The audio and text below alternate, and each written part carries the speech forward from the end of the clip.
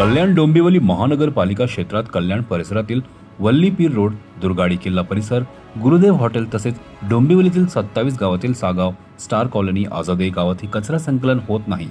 अतिरिक्त आयुक्त यांना याबद्दल विचारले असता त्यांनी सांगितले की आपण कचरा उचलण्याचे आदेश दिलेले आहेत, मात्र पुन्हा कचरा उचलल्यानंतर कचरा टाकला जातो।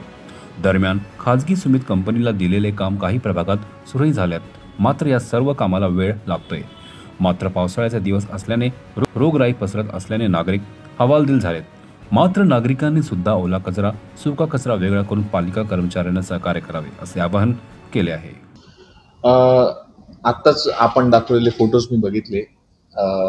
आपण दाखवलेले जे फोटो होते ते बेसिकली सी वॉर्डचे फोटोज आहेत। तर सी वॉर्डमध्ये आपली जी LRC आहे किंवा कलेक्शन अँड ट्रान्सपोर्टेशनची जी सिस्टीम आहे तर ती सेकंड फेजमध्ये आपण काम करत असतो। त्यामुळे सकाळच्या वेळेस कुठे काही गार्बेज वल्नरेबल पॉइंट्स जमा झाले असतील, पण आपली यंत्रणा दुपारहून हे कलेक्ट करतं। त्यासोबतच रात्री सुद्धा आपली सी वॉर्डमध्ये LRC ही फिरते आणि जिथे जिथे कचरा गोळा झालेला असतो तर रात्रीतनं पण तो उचलण्यात येतोय।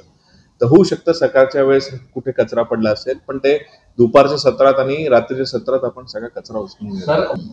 तर अशा ठिकाणी कुठले काही तक्रार आली असतील तर आपण आमच्या CSI ला सांगून आपण ते कचरा जो असेल त्याचा पॉईंट तो क्लिअर करण्यात येईल। आजूबाजूचं जिथे चिकन मटन सेंटर असतील त्यांना पण आम्ही जाऊन सांगू की बाबा तिथे न टाकता आमची गाडी फिरत असते स्पेशल, त्याच्यात तो कचरा टाकायला पाहिजे। आता जे डोंबिवलीचा भाग आहे किंवा 27 गावांचा भाग आहे तिथे 7 वॉर्डमध्ये आपण सुमित एल्को प्लास्ट कंपनीला आपण दिलेला आहे। त्यापैकी 2 वॉर्ड सुमित एल्को प्लास्ट कंपनीने टेक ओव्हर केलेले आहे।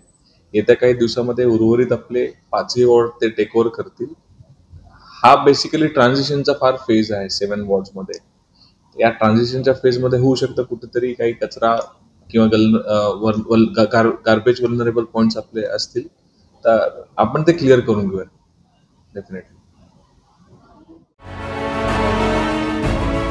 CEN न्यूज, देश प्रदेश की ताजा तरीन खबरों के लिए CEN न्यूज को सब्सक्राइब करें और रहें पल पल की खबर से हर पल बाखबर।